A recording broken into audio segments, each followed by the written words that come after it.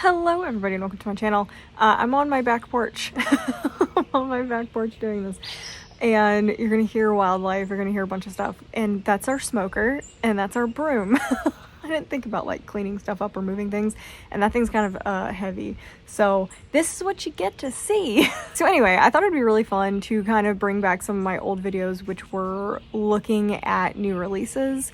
I kind of stopped doing those. I will get back to them if I start getting a little more healthy. They are very extensive videos where I talk about the new releases for the month, and it's just a lot of editing. It's a giant pain in the butt. It takes a lot of time. So I kind of stopped them when I started not feeling super well, and I'll get back to them when that starts getting better.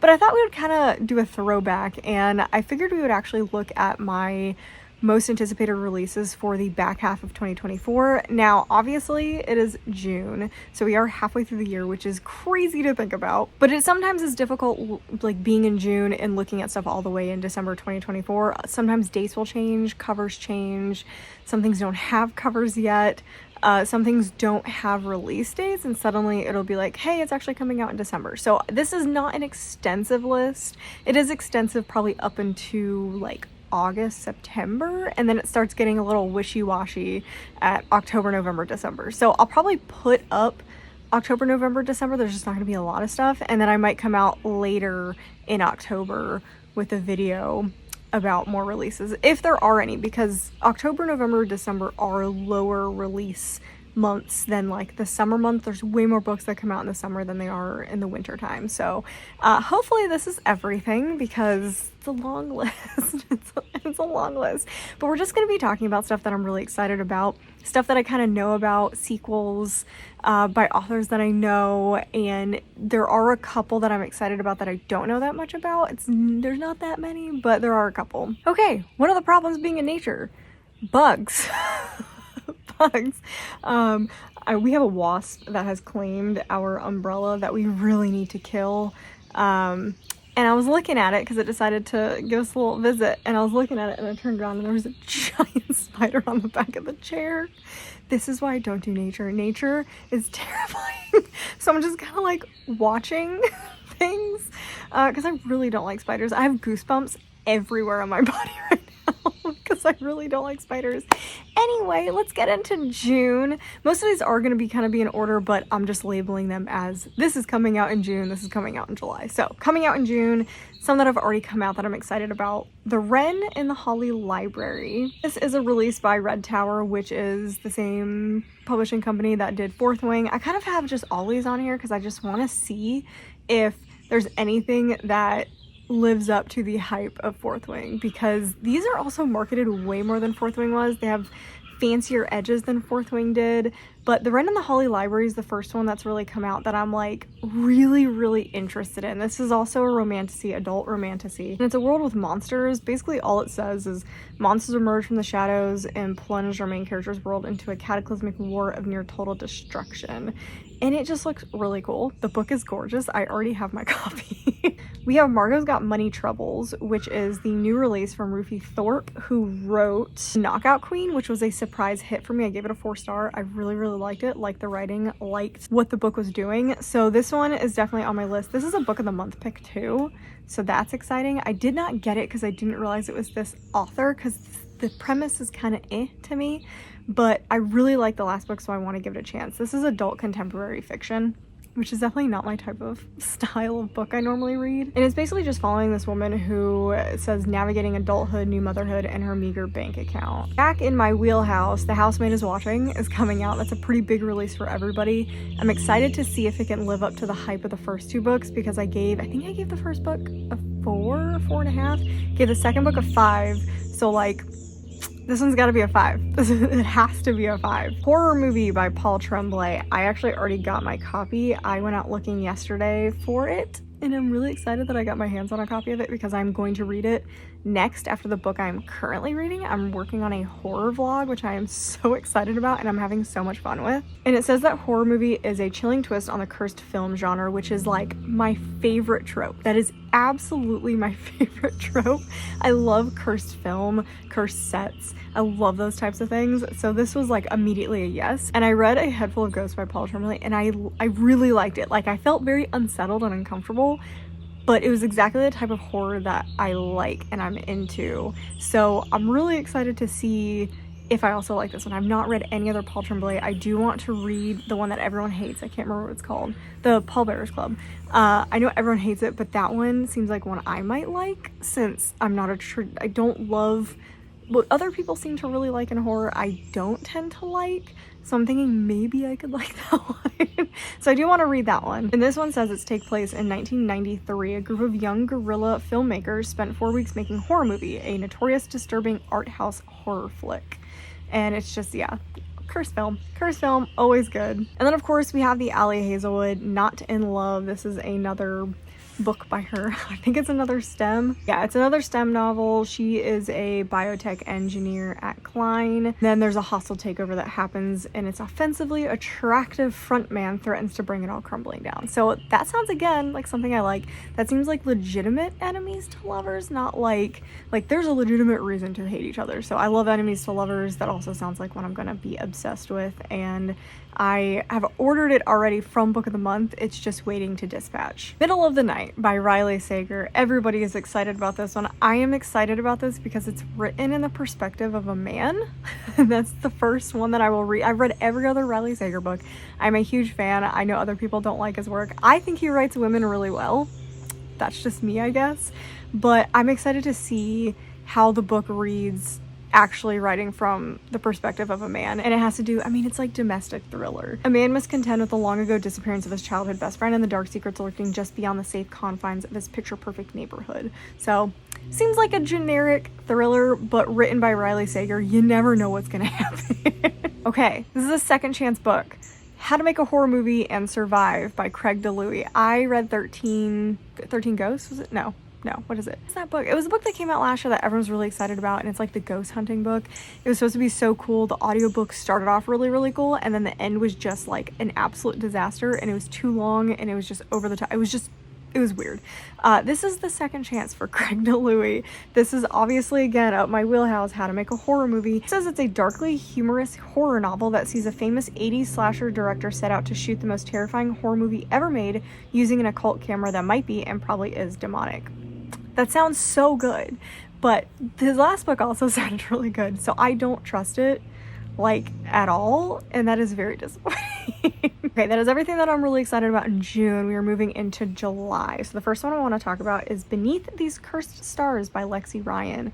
This is the same author as what was it? It was like a ripoff of Avatar. And they were just fine, so I'm kind of excited to see like the next series and see if I like it more. This is young adult fantasy romance. A human princess armed with Death's Kiss and a face shifter on the run become unlikely allies when a mission to assassinate an evil king collides with a fatal prophecy. So it definitely still sounds up the alley of the last book series, the last duology.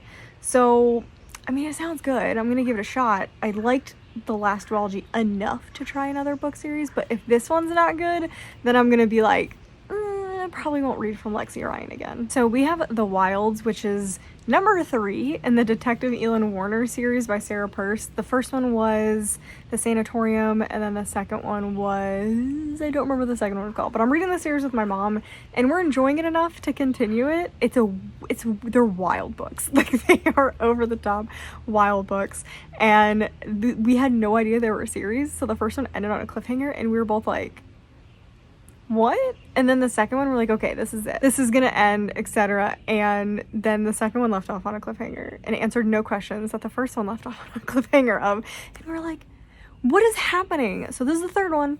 No idea how many are in the series, but this is the third one. We're continuing reading them. So that is coming out in July. I can't really, again, talk about it, but it's following the same detective, and there's like an undercurrent of something going on in the background, and that's how the series is continuing. And I want to know what's happening. Okay, this one controversial. Controversial, because I don't like Stephen Graham Jones's writing, but I Was a Teenage Slasher sounds so good. It sounds so good, but I hate his writing style. I've yet to read anything that Stephen Graham Jones has written that I've liked. I hated Night of the Mannequins. It's a novella and I DNF'd it. I hated it. And then I hate reading his My Heart's a Chainsaw series. I still haven't read the third one. I thought I was going to read it this month. I don't think I'm going to end up reading it this month because I started it and I was like, don't want to do this. I think I'm going to have to get the audiobook. I think I'm going to request the audiobook and that's how I'm going to end up absorbing the book because I sat down to read it and I was just like, I don't want to do this. But I Was a Teenage Slasher. It sounds so good. It's a classic slasher story with a twist, perfect for fans of Riley Sager and Grady Hendrix, two authors that I really like. Taking place in 1989 Texas, so I feel like that's classic slasher. Classic slasher. Okay, so we're moving into August. Like it gets less and less as we go on through the year. And this first one is, I'm so sad. I requested it on NetGalley and I got denied and I was like, I really wanted this one. But it is T. Kingfisher's new book, A Sorcerer's Comes to Call. I have yet to read a fantasy by T. Kingfisher. I'm really bad about saying their name, so just ignore when it comes out weird. But it's a dark retelling of the Brothers Grimm Goose Girl, rife with secrets, murder, and forbidden magic. I've read every Brothers Grimm story. I have a whole collection of Brother Grimm stories. I absolutely love them. I read them instead of the Hans Christian Andersen stories. Yeah, I'm really excited. I'm sure I've read it. I'll go probably read it again. They're always super short. I'm very excited about this. I love T. Kingfisher's writing. It's just so good. I love their horror books. Again, I have yet to read a fantasy, so I hope to change that. I have both Nettle and Bone and Thornhedge, so I just need to read it. I'm so excited about this one. And there's a lot of horror on this list. I'm just very excited for horror this year. Holly Horror number 2, The Longest Night. I read the first one as an ARC last year, and I loved it. I had zero expectations for it, and I loved it. Thought it was a standalone, ended on a cliffhanger. Like a pretty crazy cliffhanger too. I feel like I'm gonna have to reread the book, and I think I gave it like a 4.25, something like that. I really liked it. So I just really need the second book because the first one was so good. And again, I can't really talk about it because it is a sequel, but it's following our characters from the first book, and it's just creepy things in a creepy area, in a creepy house. It's really good. Okay, the next one coming out, again, can't really talk about it. I still haven't read Foxglove, but Wisteria is coming out in August, and so I really need to read Foxglove before Wisteria comes out. I'm hoping it's just 3 books. I don't love books or series that drag things out, which is why I've currently DNF'd the Tahara Mafi series. I don't even remember what it's called. I liked the first book, and then I didn't like the second book, and then I tried to read the third one until I found out there was going to be a 4th one, and then I kind of just quit. So it's not a permanent DNF. I'm probably going to end up reading it, but I did not love it. I did not love that series, and I was angry that she keeps dragging her series out, like what happened with the Shatter Me series. So I'm hoping that Adeline Grace, who I have disliked duology from before, decides to cut it off at the 3rd book. And again, can't really talk about it. I don't even want to look at it because I haven't read Foxglove yet. Ooh, one I'm very excited about. We're moving into September. Vilest Things by Chloe Gong, the 2nd book in the Immortal Longings series, or it's Flesh and False Gods series, but it's 2nd book after Immortal Longings. I really liked Immortal Longings. No one else seemed to like it. It was our December book club pick, I believe, because we were doing throwbacks. I'm sorry. We get a lot of planes and traffic around here. It doesn't bother me. I'm used to it from where I grew up. I live right next to an airport where I grew up. We live pretty close to an airport here, apparently, so we hear them all the time. So you will hear them in and out of videos if I'm outside. You don't really hear them inside. But anyway, I really liked Immortal Longings. I gave it a 4-star. I am so excited about the second one because the cliffhanger, the twist at the end of Immortal Longings was foul to do that. It was foul to do that and not have the second book ready to read. I was so angry, but I loved it. I loved what they did at the end of that book. I'm gonna have to reread it. I really do plan to reread Immortal Longings before Vilest Things comes out. I'm so excited. I'm so excited. Okay, this is an interesting one. This is a potential DNF the series book. The Butcher Game by Elena Urquhart is coming out. This is the she's the podcaster that does, I can't remember the series. Is it Morbid? Yeah, I really like Morbid. I know a lot of people have some conflicting ideas about true crime and how it's consumed. I am one of those people that listens to podcasts, and like, I do like listening to true crime, but it's more I listen for the stories and to know what's happened, and to me it's like a thing to understand the victims, not really the murderers. And I feel like Morbid does a really good job of that and talking about their lives more than really the murderers. So I do like Morbid better than some other podcasts, and I do like the two hosts, and one of the hosts has written a book series, and I did not like the first one. I thought the writing was poor, the plot was okay, the idea was pretty good. I also just don't like reading books in the perspective of the murderer. I just don't like that. It's not my thing. And yeah, I didn't realize it was gonna be a series, so I am gonna give the second one a shot. The Butcher Game is coming out. I'm gonna give the second one a shot. Potentially the writing will get a lot better, I'm hoping.